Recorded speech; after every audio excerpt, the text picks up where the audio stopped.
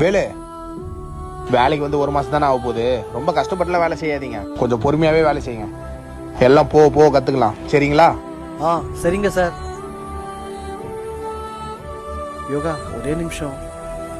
டே வேலு, கம்பெனியில் உன்னை ஹெச்ஆரா பார்த்துட்டு இப்போ இப்படி உன்னை பார்க்கறதுக்கு எனக்கே மனசுக்கு ஒரு மாதிரி கஷ்டமா இருக்குடா. மேலே இருக்கவங்க தப்பே பண்ணாலும் கீழே கூடாது, அப்படி கேட்டால் இப்படி தான் வேலையை விட்டு தூக்கிடுவாங்கல்ல. நீயும் என்ன பண்ணுவ? குடும்ப கஷ்டத்துக்காக சம்மந்தமே இல்லாத வேலையை வந்து பார்த்துட்டு இருக்கிற. சரி, நான் வரேன்டா. என்னண்ணா முகமே மாறிடுச்சு?